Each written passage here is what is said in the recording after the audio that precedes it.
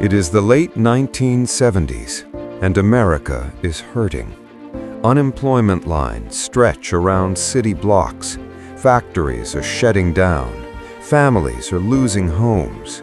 From New York to Detroit to Los Angeles, the country that once called itself the greatest on earth is struggling to keep its lights on.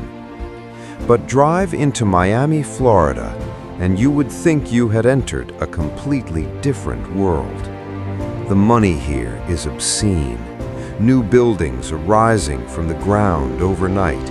Luxury cars fill the streets. Banks are overflowing with cash, literal suitcases of it delivered by hand, too much to count. Condominiums are shooting up like weeds along the waterfront. Miami is not just surviving the recession. Miami is booming, glittering, unstoppable. And almost nobody in Washington or law enforcement can explain why. They are looking for the man responsible, the kingpin, the cartel boss sitting at the top of it all, controlling the cocaine flooding into South Florida in quantities so enormous they seem impossible. They are building profiles, running surveillance, chasing shadows through the streets of a city drowning in drug money. But they are looking for the wrong person entirely. Because the person who built this empire is not a man. She is a mother. A woman who fled Colombia in 1974 with nothing but hunger, intelligence, and a willingness to do what no one, man or woman, had ever dared to do before her. Her name is Griselda Blanco, and by the time America realized who she was, it was already far too late. To understand what Griselda Blanco became, you have to understand where she started, not at the bottom of society, beneath it. She was born in Cartagena, Colombia, a country already fractured by poverty, violence, and political chaos.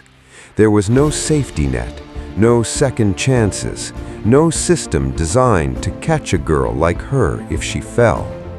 The streets of Medellin, where she grew up, were a masterclass in one brutal truth: the weak get swallowed whole, and the strong learn to swallow first. Griselda Blanco learned that lesson before most children learn to read. From her earliest years, she operated in the shadows of Colombia's underworld, surviving, watching, calculating. While the men around her were loud, reckless, and driven by ego, Griselda moved differently. She was quiet, methodical. She studied the drug trade the way a scholar studies a textbook, identifying every weakness, every gap, every opportunity the men in charge were too arrogant to notice. And in the early 1970s, she saw something none of them saw. America's appetite for cocaine was not just growing, it was about to explode.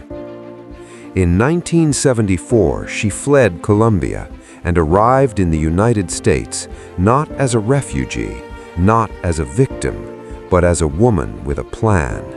She started at the very bottom of the drug supply chain, unknown, undetected, completely underestimated, which was exactly where she wanted to be. Because the most dangerous person in any room is never the loudest one. It is the one nobody is watching. At the height of her power, Griselda Blanco was not just running a drug operation, she was running a city. The cocaine moved in quantities that defied imagination. Literal tons of it, smuggled inside designer lingerie, hidden in custom-built compartments, carried by ordinary-looking people on ordinary-looking flights into the beating heart of South Florida. The money that came back was so overwhelming, so physically enormous, that it could not be spent fast enough, so it got laundered.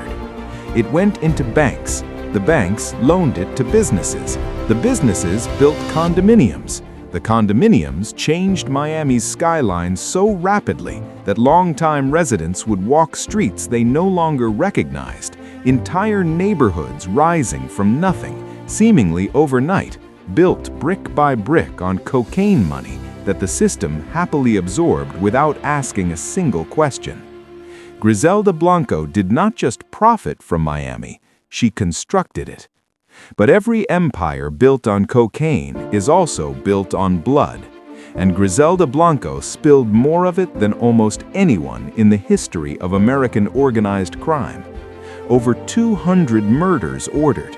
She pioneered the motorcycle assassination, hitmen on bikes moving fast through Miami traffic, gone before anyone understood what had happened. Bodies dropped at restaurants, shopping centers, and public spaces in broad daylight. An entire city lived in terror.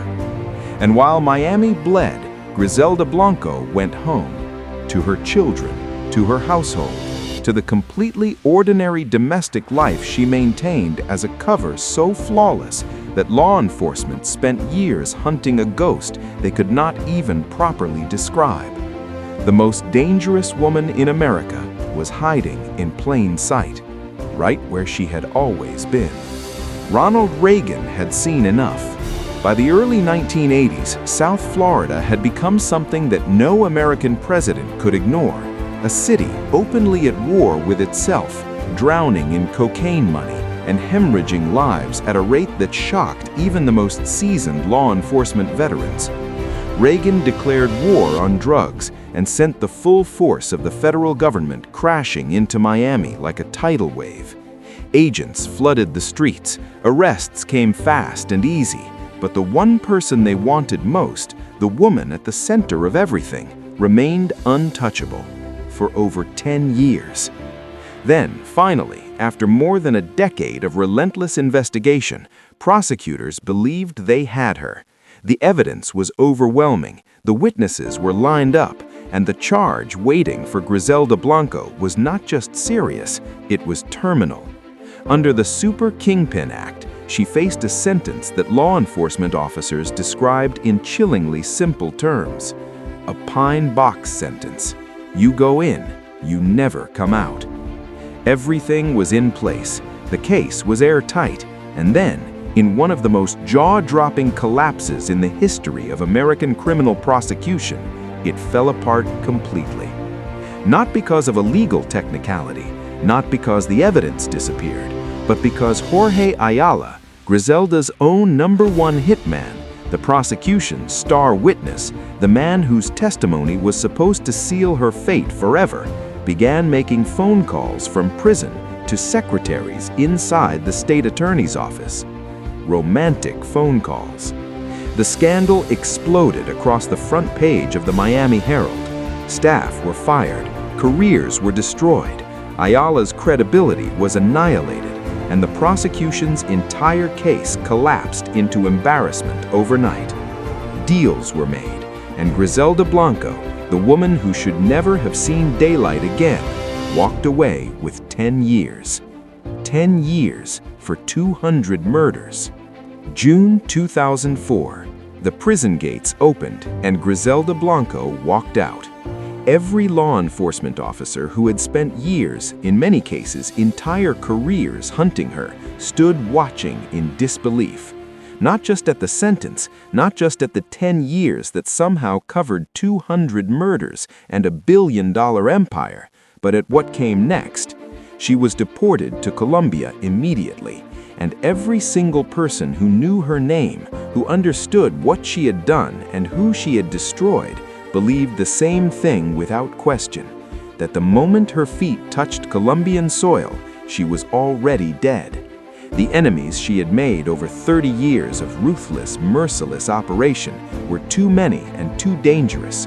Her life expectancy, one investigator said plainly, was almost nil. They were wrong.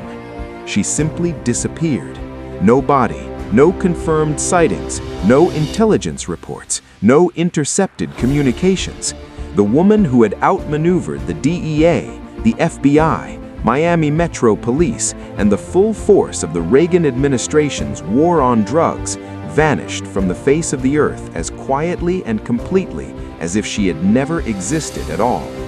The last confirmed sighting was 2007, Bogota Airport, walking through a terminal like any other traveler, and then nothing. Until September 3rd, 2012, an ordinary afternoon in Medellin. Outside a butcher shop, a motorcycle pulled up. The same method of assassination she had invented herself decades earlier in Miami found its way back to her. Griselda Blanco died the way she lived, suddenly, violently, and on her own terms to the very last second.